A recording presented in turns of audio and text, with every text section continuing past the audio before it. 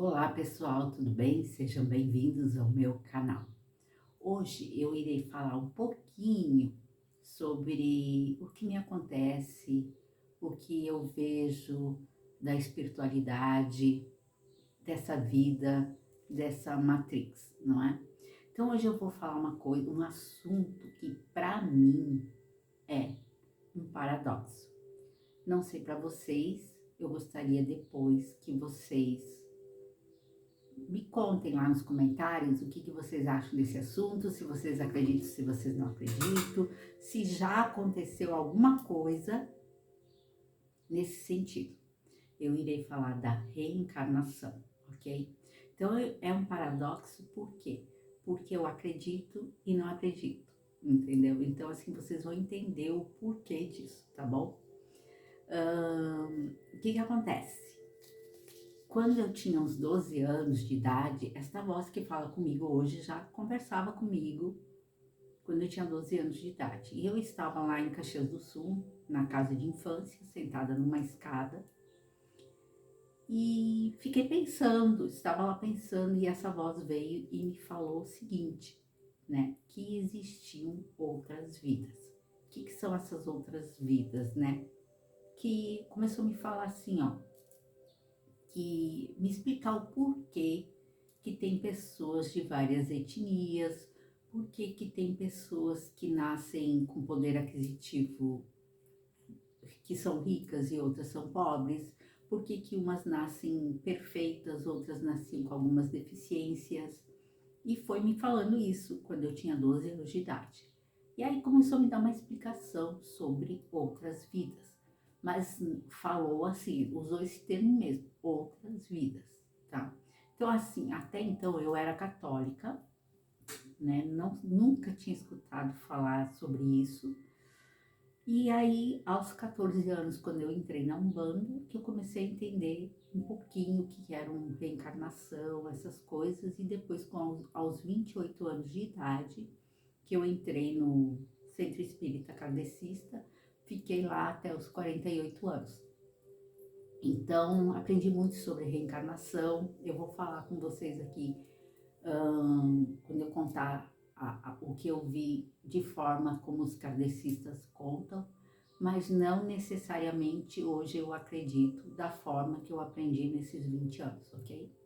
Vocês vão entender tudo isso no meu relato aqui, no meu desenrolar desse relato. Vocês vão entender o porquê e também depois eu vou querer que vocês me digam o que acham sobre isso, tá bom? Bom, então, como eu falei, aos 12 anos essa voz veio e me falou isso, daí depois eu entrei no kardecismo e quando eu estava lá, eu comecei a ter visões de vidas passadas, né? Eu tive várias visões de vidas passadas. E logo também, aos 28 anos, eu fui fazer aquela hipnose que eu falei para vocês, né? Que como eu não sei quem são meus pais biológicos, quando eu tinha 28 anos, eu fui numa freira da congregação Coração de Maria, né? Que também elas são psicólogas e trabalham com regressão. E essa freira, eu fui fazer uma regressão hipnótica. E quando eu estava lá nessa regressão, eu vi meus antepassados, eu vi coisas, né? Lá que eu nem tinha nascido ainda. E aí eu perguntei para ela assim, né? Mas como que vocês fazem isso? Como que vocês explicam que não existe reencarnação se eu estou vendo vidas passadas, eu estou vendo outras coisas? E essa freira me falou assim: está tudo no DNA. Está tudo no DNA. Então, na época, eu tinha 28 anos, eu estava entrando no Centro Espírita Kardecista, eu ouvi ela falar isso, mas não entendi, guardei, né? Como a voz lá, quando eu tinha 12 anos, falou, existem outras vidas, mas não explicou como que são essas outras vidas, não é? Não falou, não usou o termo reencarnação. Eu fui conhecer esse termo reencarnação quando eu entrei no kardecismo. Então tá, aí eu vou contar para vocês algumas vidas que eu vi, né, umas vidas minhas que eu vi. Eu não vi assim cronologicamente, conforme foi passando o tempo, né, eu vi através de visões. eu vi através de meditação, eu vi a mais forte, a mais impactante, que seria a minha primeira existência nessa jornada humana, que foi uma das últimas que eu vi, mas seria uma das primeiras que eu vivi, né? Eu vi foi no ritual da ayahuasca. Então, pessoal, eu fui vendo conforme eu estava vivendo aquele momento da minha vida, né? Conforme o que eu estava passando naquele momento, eu via alguma coisa, alguma passagem, alguma coisa de vidas passadas. Mas eu vou contar para vocês de forma cronológica. Eu não vi dessa forma, né, como eu tô contando para vocês. Mas eu vou contar de forma cronológica, tá? Para ficar assim, mais compreensível aqui. Então, a última, seria a minha primeira vida, eu vi no ritual da ayahuasca. O que eu vi? Eu vi lá nos primórdios da humanidade, eu como uma feiticeira, né, lá na África, bem aquelas tribos africanas, né, como se eu fosse uma feiticeira de uma tribo e uma feiticeira assim poderosíssima, sabe? Até eu tinha medo de olhar, sabe? Bem negra, bem magra, bem assim, uma energia assim poderosa. E essa feiticeira, ela fazia magias, né? Era através da magia que protegia a tribo, né? Então ela fazia uma magia que chegava a ser uma necromancia, né? Ela, essa, essa eu aí dos primórdios da humanidade, ela fazia uma magia para a tribo dela vencer as guerras entre as tribos. A tribo dela sempre vencia. Aí eles pegavam os inimigos que estavam mortos, né, que eles conseguiam, ela pegava e, como é que se diz, ai meu Deus, agora esqueci, ela deixava a cabeça dele pequena, tem um nome para isso, né, então ela pegava as estacas e fazia essa magia, né, ela escalpelava e fazia a cabeça, o crânio, né? Não sei através de que eles faziam, que aqueles crânios ficavam menor, e daí ela colocava nas estacas e fazia aquelas estacas proteger toda a tribo. Ela usava o espírito do inimigo, ela prendia ali para proteger das outras tribos. Então, assim, era através da magia negra mesmo, que ela protegia a tribo, tá? Ela tinha um conhecimento, assim, fantástico. E no momento que essa feiticeira morreu, a tribo dela chorou muito, chorou porque aí perderam toda a proteção e daí foi daí que essa tribo começou a ser atacada, né? E ela como é que se diz? Foi exterminada, né? Depois essa tribo acabou, porque a proteção delas era a magia negra, né? Então eu vi isso como se eu fosse essa pessoa nos primórdios da humanidade. Depois dessa, não foi no ritual, foi no momento, foi quando eu morava em Montes Claros mesmo que eu vi essa outra vida.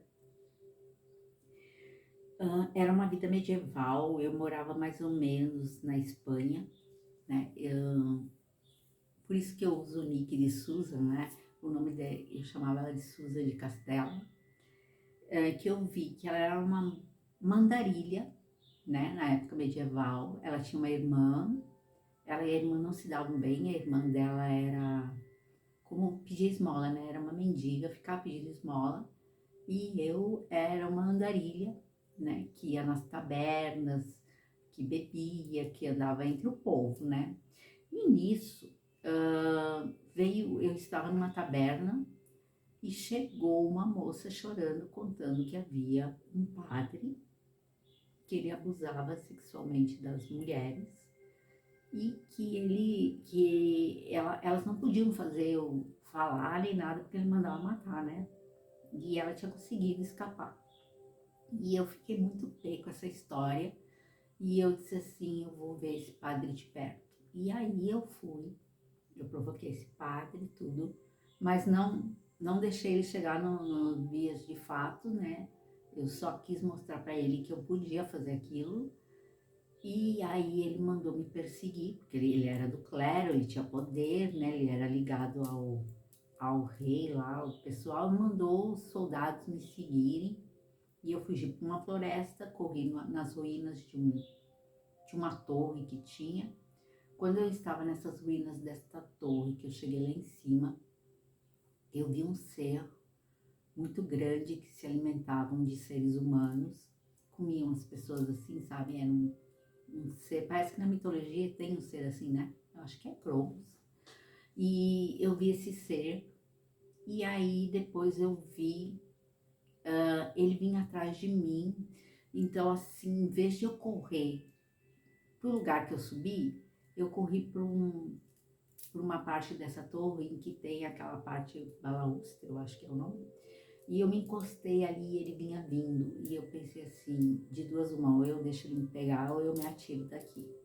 E aí eu me atirei e eu caí nas pedras e eu morri ali nessas pedras. Então foi considerado um suicídio, né? Como se eu me suicidei. Aí a outra vida que eu enxerguei depois desta, é como se eu tivesse nascido um menino. Eu não tenho certeza, mas eu acho que era assim, tipo na colonização americana, né? Que era aquelas casas tipo Bang Bang. Pode ser que tenha sido no sul do Brasil também, porque as casas eram do mesmo jeito, né? A localidade eu não sei dizer praticamente, mas eu vou usar falando como se fosse dos filmes de Bang Bang para vocês entenderem, tá?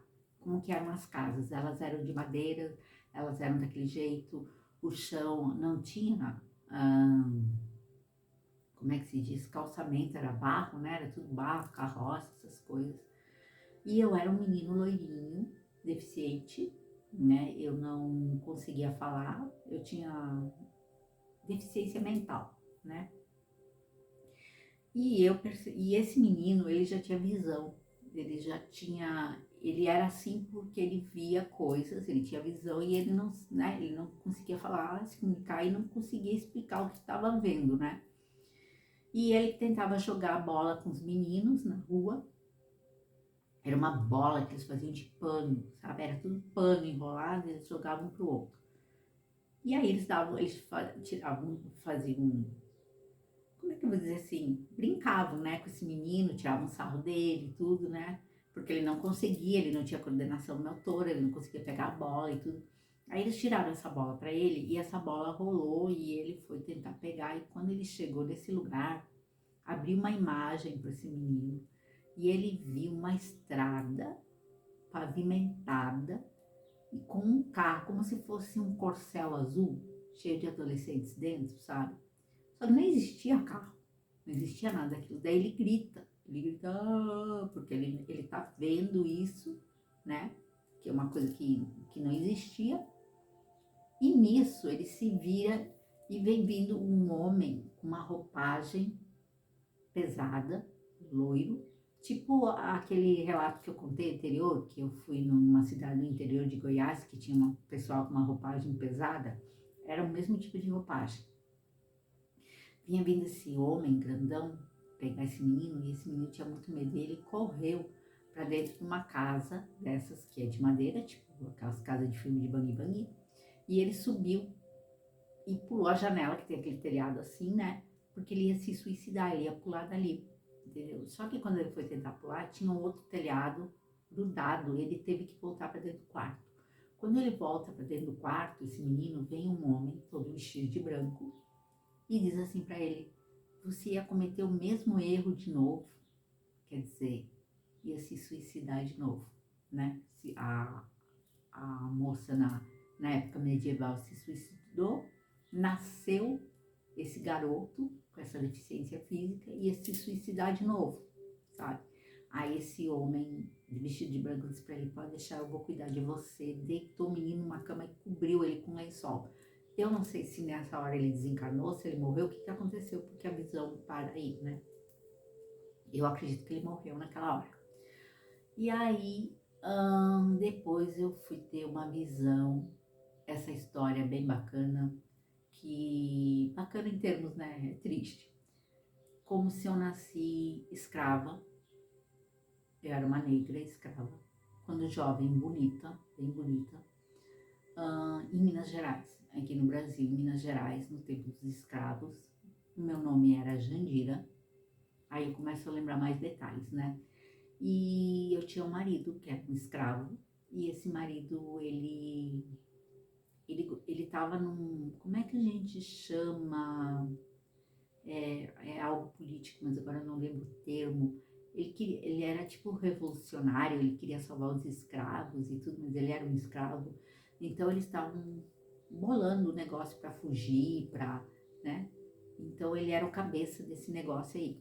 Só que os outros escravos que não eram a favor, entregaram ele, né? Que ele estava tentando fazer isso aí. Fugir, formar um grupo para fugir, né? E aí ele foi enforcado, sabe? Pegaram ele e os feitores, o dono do engenho. E nisso eu fiquei muito revoltada com o povo, com o meu povo, né? Com os negros, porque eles mesmos entregaram, né? Aquele que estava tentando fazer alguma coisa para salvar eles. E eu fiquei. Então eu comecei a ser puxa-saco como a gente diz, dos brancos, né? E nisso eu fui convidada então para trabalhar na cozinha do engenho, né? Eu era uma excelente cozinheira, com o tempo foi passando, eu fiquei muito gorda, fiquei aquelas negras bem gorda, grande, sabia super, sabia fazer tudo, cozinhar, eu era excelente na cozinha, então eu era bem tratada, quem trabalhava na cozinha era muito bem tratada, né? Eu era bem tratada, só que eu, lógico, na hora de dormir, a gente tinha aqueles quartinhos, eram, né, era tipo uma hierarquia entre os negros também, né?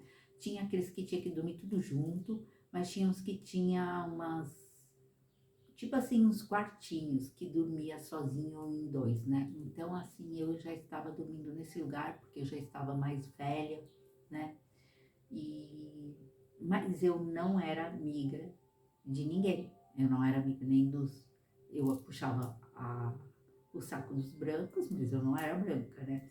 E eu não me relacionava com o povo negro, né? Porque eu fiquei revoltada, mas eu era negra. Então o que que aconteceu? Eu me tornei uma pessoa má. Eu me tornei uma pessoa má porque o meu povo ia pedir comida, as crianças iam pedir comida na porta, né? Porque eu trabalhava na cozinha, eu podia dar alguma coisa e eu não dava. E eu não dava, sabe? E aí eu lembro que eu desencarnei, devia ter uns 52 anos e para ser uma escrava, 52 anos era bastante, né? De febre amarela, estava deitada naquela cama, sozinha, né? E eu lembro que entrou uma criança que ela era negra com o cabelinho crespo, loirinho, né? Eu que teve uma mistura aí. E ele era como se fosse o meu. Nem era neto, era um neto ou bisneto, era alguma coisa assim, mas era do meu. Era, era da minha família, né? Só que assim, eu não ligava para quem eram meus filhos, né? Porque eu tive filhos, né? Só que no tempo nessa época, se separava os pais, os filhos, né? Separava todo mundo, entendeu? Então, assim, não tinha aquele amor, né? E aí eu desencarnei desse jeito. Aí a outra vida que eu vi é muito próximo dessa. Eu acredito que foi nos anos 30, 1930 e poucos, por aí, né? É porque nessa eu vi que eu desencarnei e já encarnei nessa. Então, o que que aconteceu? Eu nasci em Minas Gerais também, e eu era uma moça que morava como é que se diz? Numa espécie de convento que ficava com pessoas que não tinham pai nem mãe, né? Eu não tinha pai e mãe naquela vida também, né? Então, assim, e era uma escola. Então, eu estudava lá, eu lembro que eu tinha 17 anos, nessa pequena visão que eu tenho, que eu tinha 17 anos, que eu trabalhava numa cantina dessa escola, e trabalhava na cantina, que eu servia tipo garçonete, assim, os estudantes que iam comer lá, e, né, a minha melhor amiga ficava atrás do balcão, e estudava, morava nesse lugar, né?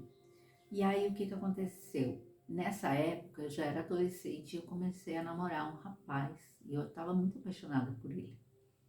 E ele foi me buscar nessa cantina e eu falei para ele, ó, eu tenho que esperar o meu tempo, né, de trabalho. Quando eu terminar, a gente vai para aula, né? Que quando eu terminava meu expediente ali, eu pegava meus livros, eu lembro que eu subia uma ladeira e ia para aula. Aí, quando terminou, quando eu saí, ele estava lá fora, mas ele estava beijando outra moça. E eu lembro, eu acho que isso ficou gravado, porque doeu tão fundo dentro do meu ser, né? Porque eu gostava dele e eu vi ele beijando essa moça nessa ladeira, encostado no muro, que eu peguei meus livros e não falei nada e fui para a aula. E eu fiquei profundamente magoada, né? E nisso, a nossa escola ia ter uma excursão de trem de Minas para o Rio de Janeiro. Aí, não sei, a gente teria que pesquisar para ver se, né, na história onde que está encaixado isso. E nessa viagem de trem, esse trem descarrilhou e morreu algumas pessoas, né, nessa excursão. E uma dessas pessoas fui eu, que desencarnei com 17 anos, né? Então, assim, eu vi que eu desencarnei com uma tristeza muito profunda com relação aos relacionamentos, ao namoro, né? Aquela questão que muitas de nós, né? Tanto homens como mulheres já passaram por isso nessa vida. E aí eu nasci logo depois nessa. Acredito assim que o pessoal diz que não pode, que não acontece, né? Então não tem nada nesse universo que não pode, que não acontece, né? E entendeu? Então assim, se existe reencarnação, eu posso dizer sim, que eu nasci bem depois que eu desencarnei nessa, não deu tempo assim de 20 anos, de 30 anos, não. Foi praticamente imediato. Por quê? Porque quando eu morei em Montes Claros, que eu estava frequentando o centro espírita kardecista lá, eu tinha 32 anos e fiz amizade com uma senhora de 65. E nós ficamos muito amigas e nós nos conhecemos no centro espírita. E aí ela me contou que ela teve uma amiga de adolescência, que ela estava num colégio internato, e que ela tinha uma amiga que não tinha pais também, que morava lá nesse lugar, e que essa amiga dela morreu num acidente de trem. E eu já tinha tido essa visão. Aí eu percebi que eu e ela já éramos amigas dessa outra minha existência, só que ela ainda existia e eu fui e voltei, entendeu? Por isso que eu digo para vocês que o tempo não foi muito longe. Tá, passou tempo, né? Eu fiquei bastante. Dessa pessoa, essa senhora, que eu tinha 32, ela tinha 65, ela apareceu na minha vida num momento muito importante, que foi exatamente no momento em que eu estava me separando, né? No processo de separação do pai das minhas filhas. Então ela apareceu bem nesse momento da minha vida. Depois nós perdemos contato, porque eu fui embora de lá e tudo, né? Eu não sei o que aconteceu. Mas enfim, eu tô contando isso para vocês que são lembranças que eu tenho de outras vidas, ok? Tá. Aí que vem o paradoxo. Quando eu fui tomar ayahuasca, e que eu fui 4 vezes, né? Ritual de 4 vezes, eles me mostraram essa dos primórdios da humanidade, né? Essa feiticeira dos primórdios da humanidade. E depois eles me falaram o seguinte, de forma diferente, que não foi uma reencarnação, mas de forma diferente. Falou assim, você foi Pedro, né? Pedro, apóstolo Pedro, e falou Santos Dumont, que isso eu conto nos relatos, né? Que eu conto da ayahuasca. Aí você diz assim, como assim? Você foi Pedro? Como assim Santos Dumont, né? E o que que acontece? Depois eu tive a explicação, que eu já falei para vocês, que todos nós somos de algum apóstolo, com os 12 signos, os 12 apóstolos. Então eu sou do apóstolo Pedro. E tudo isso vem da mônada. Então diz que lá na mônada, né, tem todos nós, assim, vamos dizer que, eu vou dizer assim hipoteticamente, porque eu não sei, não tenho conhecimento de quantas são, né, mas vamos dizer que existam 12 mônadas. E essas 12 mônadas dentro dela tem tudo, né? De todos nós. Então eu tenho, na minha, vamos dizer, tem o apóstolo Pedro, tem Santos Dumont, tem pessoas que são conhecidas, tem pessoas desconhecidas, tem pessoas que são, como se diz, iluminadas, tem pessoas que são menos elevadas, vamos dizer que são bandidos, criminosos, tem de tudo, né? Tem de tudo. E aí, o que que acontece? Quando fala assim, você está carregando no DNA, é o DNA desta mônada. Daí, quando nós viemos para cá, nós carregamos lembranças do que aconteceu, que estão na memória dessa mônada. E aí, me explicou que quando eu vejo essas outras vidas, são hologramas. São hologramas que eu vejo, mas não necessariamente fui eu que vivi. Deixa eu tomar uma água aqui.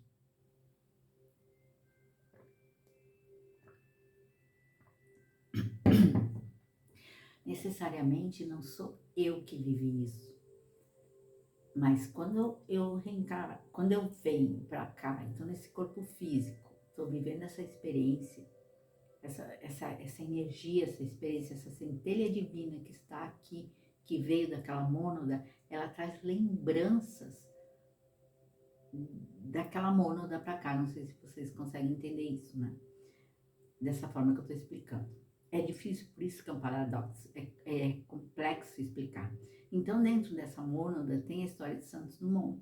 Por isso que eu gosto tanto de Santos Dumont. Mas eu não lembro nada da história dele, eu só gosto. Eu tenho um amor, assim, um carinho. Se fosse para escolher um super-herói, meu super-herói é o Santos Dumont. Entendeu? Eu tenho a personalidade do apóstolo Pedro, né? E tenho as lembranças de todas essas vidas.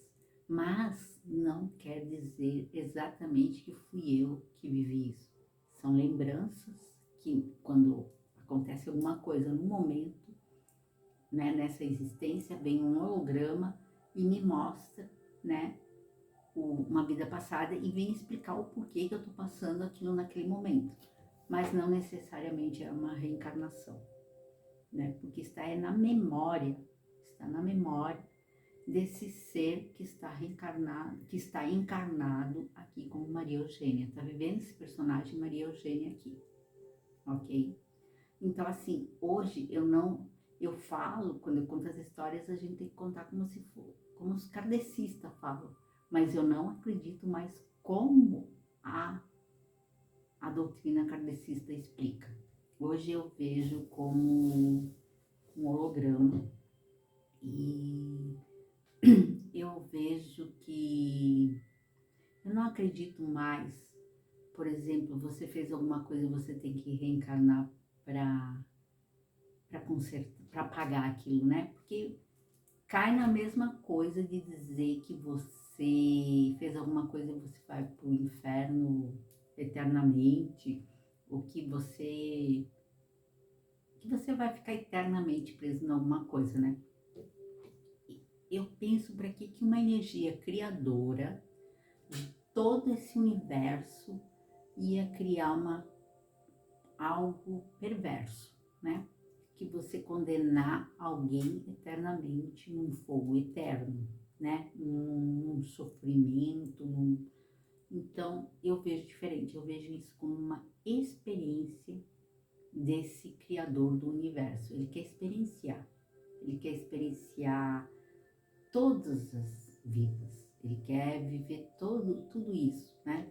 Até aqueles que fazem coisas perversas, até aqueles que fazem coisas iluminadas, né? É uma experiência e nós, quando estamos aqui, alguns podem trazer algumas lembranças da sua mônada. Então, hoje eu acredito assim, né? Mas logicamente que quando eu vou contar, eu tenho que contar como reencarnação, porque fica difícil de explicar isso. Então, assim, essas histórias que eu contei para vocês, que eu vi, antes eu considerava minhas vidas passadas.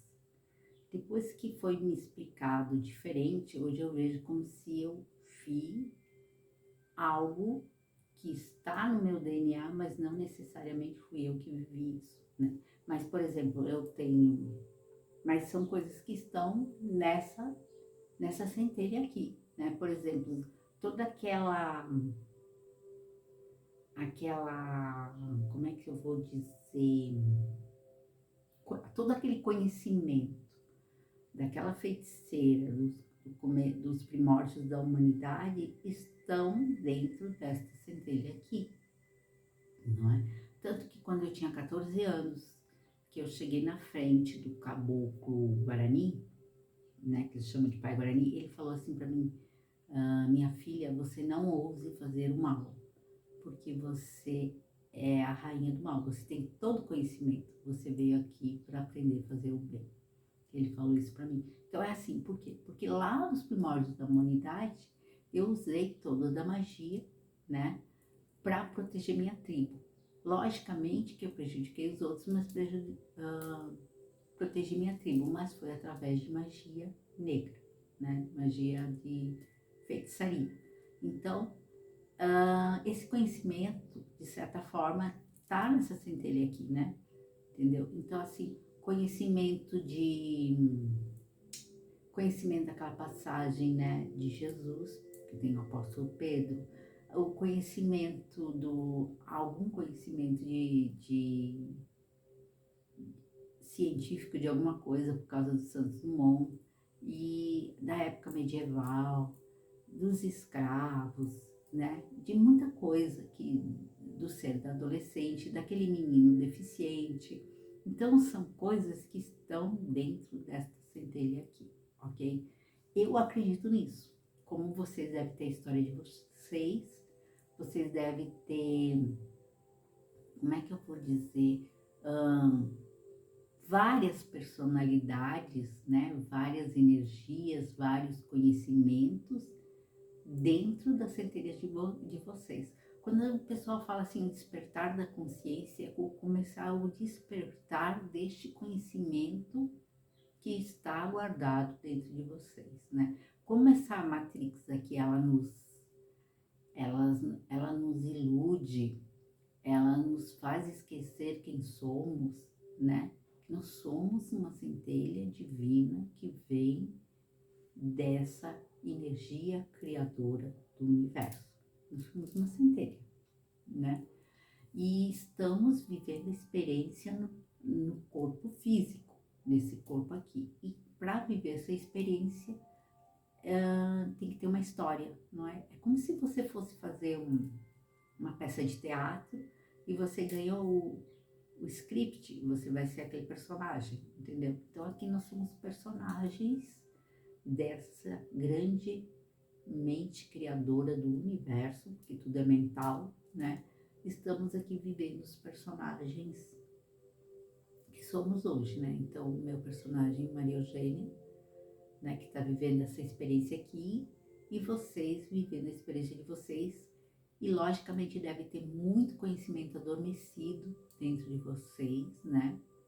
De várias outras existências da centelha, e que traz junto de vocês, né? Então, assim, é a forma que eu vejo, né? Não sei se vocês concordam, se não concordam, né? E eu gostaria que vocês escrevessem aqui nos comentários o que vocês sentem com relação a isso, ok? Então, assim, na verdade, essa vida, ela é maravilhosa, ela é um presente, mesmo quando a gente está naquele momento bem difícil da nossa vida, é um momento de experiência e tudo passa, todos os momentos vão passar. Os momentos de uma festa, que a gente está em alegria, como no momento de um luto, né, que é bem profundo, também vai passar, entendeu? Então, quando a gente conhece alguém que começa um romance que é muito gostoso, quando esse romance termina, que às vezes a gente sofre muito, e assim vai, várias experiências, né, de nossa vida, das nossas conquistas, das perdas de nossa vida, que é uma trajetória, que é linda, né, que nós começamos com viemos aqui com aquela criança pura, né, cheia de esperança, cheia de sonhos, né, depois a gente vem na fase da adolescente, que é uma transição que está borbulhando tudo, né, os nossos hormônios, a nós começamos a nos descobrirmos, né, de várias formas nessa existência e também sexualmente, né, na adolescência, que está tudo borbulhando aí, depois na fase adulta, que a gente começa a ver a responsabilidade de seguir o nosso caminho, e depois de toda essa trajetória vem a parte do ancião, né, de nós ficarmos mais serenos, mais tranquilos, com mais conhecimento, já não temos mais aquele vigor, né, nem a força para fazermos tanta coisa, mas aquele momento sereno de olharmos para trás e ver toda essa experiência de vida que passamos, não é? Então, assim, é bem interessante, porque no começo a gente tá aqui, né? Vamos viver e às vezes muitos de nós, eu, eu, eu atendo muita gente que tem ansiedade, eu mesmo já tive ansiedade. Se eu pudesse dizer para vocês assim, fazer vocês entender, né? Não tem ansiedade, porque o futuro chega tão rápido. Ele é tão rápido e tem muita coisa que a gente sonha na nossa vida não acontece, que a gente gostaria que fosse, não é. E muita coisa que a gente nem sonhou vai acontecer, entendeu? Nessa trajetória. Então, essa ansiedade pelo futuro, né? Quando eu tinha 17, 18 anos, eu tinha muita ansiedade. Eu queria ter 40 anos, eu já queria ter 40 anos. Não sei se é porque eu já tinha consciência que quando eu fizesse 40 anos a minha vida ia ser melhor. Acredito e feito, foi melhor, né? Foi bem. Eu não voltaria, eu só voltaria para trás assim para viver aqueles momentos bons de danceteria, de festa e tudo, né? Mas com relação ao resto da minha vida, ela ficou bem melhor depois dos 40 anos, né? Então, assim, por quê? Porque daí eu fiquei madura, não tive mais tanta ansiedade, eu passei por várias religiões, eu estudei vários livros, eu fui me autoconhecendo. Quanto mais você se conhece, melhor fica a vida, entendeu? Fica mais tranquila, mais fácil. Então, assim, mas essa trajetória é diferente para cada um, né? Cada um vai viver de um jeito, né? Aquilo que eu acredito, você não acredita. Aquilo que eu sinto, você não sente, você sente de forma diferente, você vê de outra forma. Por quê? Porque é assim. Porque o todo, o criador do universo, a energia criadora do universo, ela que vê as infinitas possibilidades. E dentro dessas infinitas possibilidades, ele criou leis. E essas leis, elas funcionam, né? Que é a lei da ação e reação, vai funcionar para todo mundo. Então aí vai entrar as nossas escolhas, daquilo que a gente escolhe a gente vai ter a ação e a reação nisso, né? Mas é isso. Então assim, eu quis contar para vocês coisas que eu vi de minhas vidas passadas, que ela tem, cronologicamente, ela tem uma lógica, não é? Ela tem uma lógica. E essas visões, mesmo que não sejam reencarnações minha, como é dito no kardecismo, que pode ser ou não pode ser, hoje, como eu disse para vocês, é um paradoxo, mas ela tem uma lógica dentro da minha experiência, sabe? Ela tem uma lógica no começo dos primórdios da humanidade, porque essa foi a última que eles me mostraram, porque eu tinha que estar preparada para ver, e mesmo assim, na hora que eu vi, eu levei um susto, um danado. Eu tinha medo de me ver, eu tinha medo de ver aquilo, sabe? Eu tinha medo de me encarar. Hoje não, hoje estou de boa, né? Mas assim, no momento em que eu vi aquela medieval, aquela pessoa na época medieval, sabe? Eu gostava muito de ver ela, né? E ela surgiu, aquela história surgiu porque a pessoa que estava ali comigo naquele momento era o padre da época medieval, foi por causa daquela pessoa que... Então é assim, quando eu encontro alguém que tem a ver alguma coisa com aquela história, vem a visão, né? Entendeu? Por quê? Porque é o DNA daquela pessoa, é a mona daquela pessoa que já viveu ali, entendeu? Então assim, mas eu tô falando isso para vocês entenderem que eu não vejo como uma forma de castigo ou uma forma de, que nem os kardecistas falam, né? Você fez uma coisa, tem que voltar para, né? Não deixa de ser de pagar, né? Só que assim, se você reencarna para acertar uma coisa, a gente sempre erra outra. Ah, você vai criar karma, você vai criar karma, né? O pessoal fala assim, se fizer isso, vai criar karma, entendeu? Dentro dessa experiência, se você fosse olhar, não tem como não criar karma, né? Porque aqui ninguém, né? Nós somos seres humanos, nós não somos seres perfeitos, somos seres humanos, entendeu? Então, assim, eu acredito na experiência, eu acredito na experienciação do todo. Então é isso, pessoal. Se vocês gostaram desse vídeo, dê um like, ative o sininho, se inscreva no canal, escreve lá nos comentários o que vocês acham, né? O que vocês sentem, se existe reencarnação, se não existe reencarnação, se quando a gente parte dessa, a gente tem muitos que acreditam que a gente vai dormir, né? Vai ficar no sono eterno. Não, não sei, também não desacredito, né? Entendeu? Mas eu tô contando o que eu vi, né? Não, como se diz, foi me explicado depois que tudo que eu vi foi um holograma, ok? Que são coisas inseridas. Mas é isso, pessoal. Um grande abraço, até mais e até o próximo vídeo. Bye, bye!